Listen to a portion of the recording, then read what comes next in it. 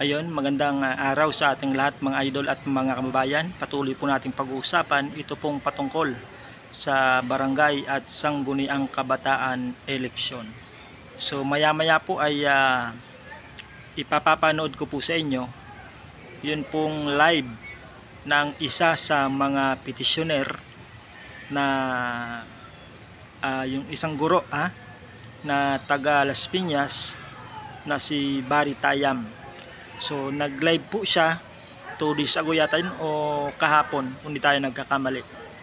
Nag-live po siya, update po niya doon po sa lagay ng barangay at sangguniang kabataan eleksyon mga bayan. So in-update niya po kung ano na po yung kalagayan ng petisyon na inihain po ni Atty. Makalintal at maging siya maging yun pong kanyang inihaing petisyon patungkol nga po dito sa constitutionality ng RA 12232 mga idol at mga babayan, kung ano na ba yung status ng batas na yon, yung batas na nagpapaliban po sa barangay at sangguniang kabataan eleksyon na original na nakatakda ngayong December 1, 2025. Ikaso nga po gumawa ng batas yung atin pong mga mambabatas para ipuspon na naman ito pong halalang pambarangay from December 1, 2025. Inilipat po nila mga bayan sa November 2, 2026. So ibig sabihin November 2, 2026 yung nangingibabaw ngayon. Ibig sabihin ay pinupospon talaga nila yun pong December 1, 2025, sapagkat pagka hindi po natuloy itong December 1, 2025, ang tawag po doon mga idol at mga bayan ay postpone. So sabi ng iba ay hindi naman daw postponement yung batas na yun, kasi yung batas na ginawa ng ating mga mamabatas ay term pagpipix ng termino. Inaayos lamang daw yung termino ng ating pong mga barangay officials. So hindi naman daw postponement. So hindi pala postponement, wala palang postponement na nakalagay doon sa batas. Hindi, walang postponement dapat na maganap, diba ho mga kabayan? So napakalinaw. Yan daw ay epekto lang. Epekto lang ng kanilang ginawang pagpipix ng termino. Pero yung epekto talaga mga bayan, yung tunay na epekto ay postponement po ng December 1, 2025. So hindi na po natin patatagalin. Ito na po panoorin po natin itong live nitong si isa sa mga petitioner na si Barry Tayam ng Las Piñas. Ito po mga idol at mga bayan. Okay, so good afternoon everyone. Medyo mabilis lang about sa update lang sa barangay election sa mga nagtatanong sa akin. So I understand na dapat parang first days ng October, supposedly dapat may na filing ng certificate of candidacy. So gawa nga ng may existing case sa Supreme Court na may napatupad yung batas na nagpo-postpone ng December 1st, 2025 election. At ngayon wala pa naman decision ng Supreme Court. So walang nangyari na filing of certificate of candidacy. However, itong mga past few days, so nakatanggap tayo ng mga updates or sa progress nitong case. Although wala pa nagiging decision ng Supreme Court. So, recap lang, balikan natin. Ang pag-file na ng mga petition kontra doon sa batas na nagpo-postpone at nag-extend ng term nitong mga incumbent barangay officials. So far tatlo kami. Sila si Atty. Makalintal, ako, and then yung mga youth leaders, Mr. Fuji, and then yung mga respondents, andyan sa Senate, andyan ang House of Representative, Office of the President, andyan din yung COMELEC.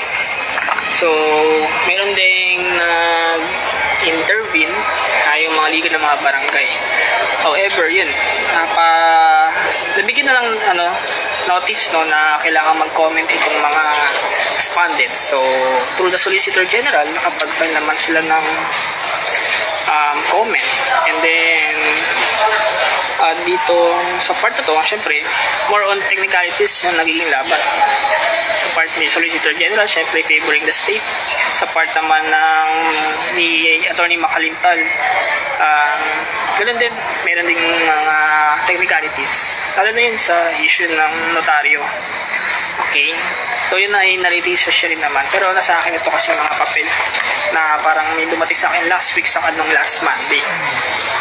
So ayun, talagang napakasipag, wala akong masabi with Attorney Makalintal kasi he really deserve it. No? Siya yung may landmark case na Makalintal versus Comelec, promulgated noong 2023. Ngayon meron naman tayo ulit bago, Makalintal versus Senate, although kasama ako, but hindi ako mag-hit ng kahit anong credit dito. I'm just one of the petitioner, and dito masasabi natin tayong versus Comelec. Okay, part yun. So sa kanya, Makalintal versus Senate, nakikita ko yung effort ni Attorney Makalintal dito. So may dumating na para kasi di ba nagkaroon na ng decision about dun sa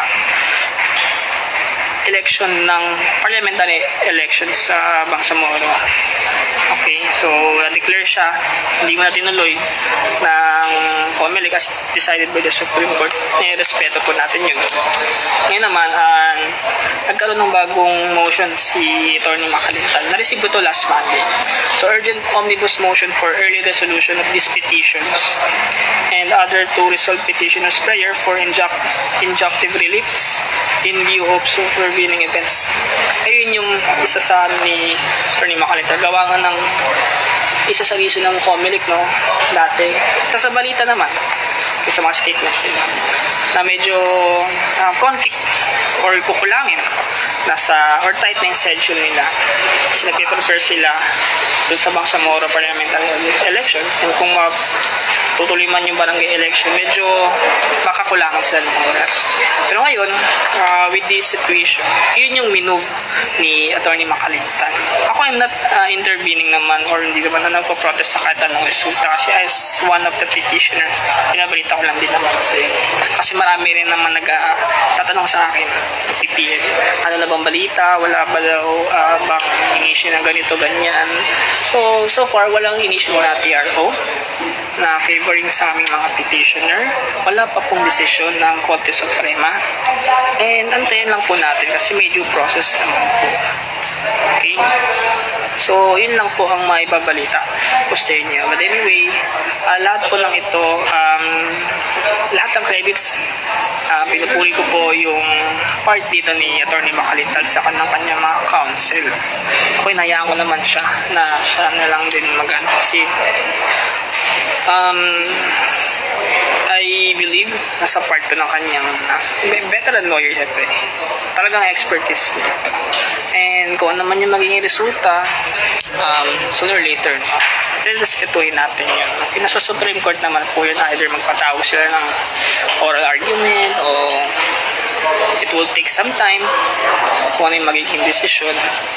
But sa ngayon, syempre, hanggat wala pang decision, existing yung batas na yun, umiiral yung batas na yun. Okay? So, yun lamang sa part ng Comelec.